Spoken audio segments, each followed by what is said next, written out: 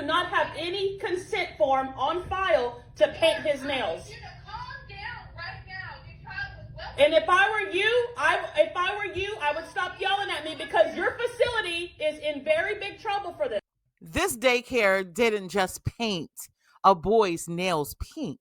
They painted over the boundaries between parent and provider. They took it upon themselves to introduce a child to something personal without consent. That's not care. That's control. And let's call it what it is. It's a subtle form of grooming, not in the criminal sense per se, but in the conditioning sense. Teaching a child that it's normal for adults outside the home to make personal choices for them. That's dangerous, y'all. And we have zero consent on file for your staff to paint our grandson's nails pink. I think that's not good. I think that's caused confusion for kids. I don't care what parent allows you to do that. And I'm still talking. I'm still talking. No, I can't because you're interrupting me. So this is the kicker. Now, the grandmother made it very clear that her granddaughter also attends that daycare and she was there that day. Why wasn't her nails painted? Okay. So the little boy's sister didn't get her nails painted. Why? So if this was innocent fun, wouldn't both children be included? So this was supposed to be a day of fun. That's the detail that blows the lid off of this excuse, that this was somehow just random. In my personal opinion, allegedly, this was deliberate. Talking.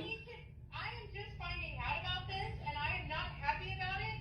I don't need you to give me a lecture. I'm going to lecture my staff. Yeah, because honestly, that's against the law. That is confusion of a child. You do not have any consent form on file to paint his nails. And if I were you, I would stop yelling at me because your facility is in very big trouble for this.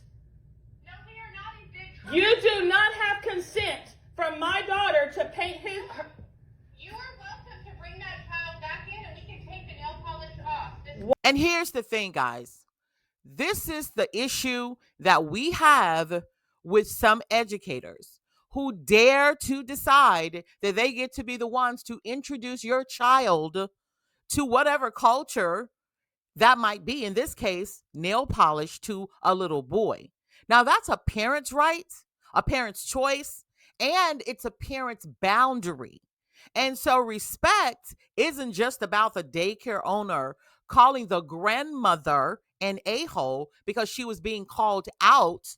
Respect is also about knowing her place, the daycare's place, and knowing that you need to also care about the child's needs and not stepping into family's values.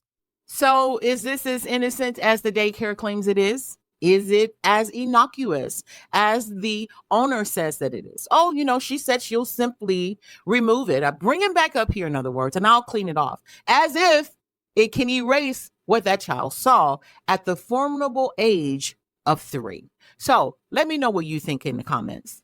Well, I'm definitely going to do that. I'm also going to record that because you do not have consent to paint his nails.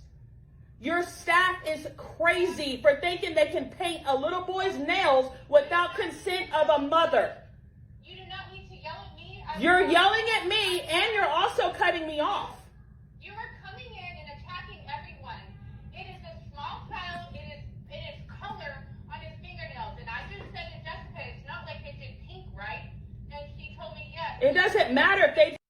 And here's where the average prudent parent takes issue. This isn't just nail polish, people. It's boundaries. Parents decide what's right for their children, not strangers, not caretakers, not institutions. Because if a daycare feels bold enough to decide this without asking, without getting permission, what else will they decide for your child while you're not watching? What's going on today, and a lot of parents don't care. This parent cares, and you have to have a consent in the state of Texas. Stop it. I'm telling You just... Here. You just assaulted me by saying that word, and you are being recorded. You are being recorded. I need you to leave, and I am trying to get on. Are you neglecting to take care of this? Because I'm trying to talk to you. I told you that you can come in and we will buy you nail polish remover. I was going to offer a few hours free, but I do not want you guys coming back because you cannot come in and attack. First of all, let me tell you this. I wouldn't have to come in and talk to you if your staff would not paint my grandson's nails pink. You are not even asking what happened and how. I don't give a damn what happened.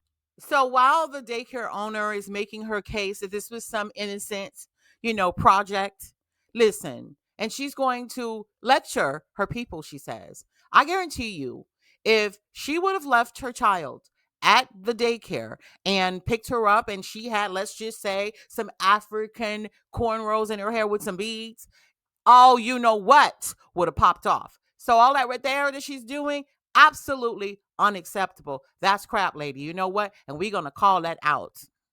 And when the dust settles, guys, this is where every parent should take issue. It's not just about the polish. It's about the precedent. When the daycare crosses into choices that belong only to the family, they blur the boundary between caregiver and parent. That's a dangerous shift because once that boundary is ignored, the question becomes, what else might they feel entitled to decide for your child without you knowing? And this is exactly what the grandmother and father were upset about. How dare you? So I don't know where you guys stand on this violation, but to me, they crossed the line in more ways than one. So let me know what your thoughts are. Is this some innocent, innocuous act on the part of the daycare, or did they cross a very dangerous line? As always, thank you for tuning in to Southern Confidential, and I will see you on the next video.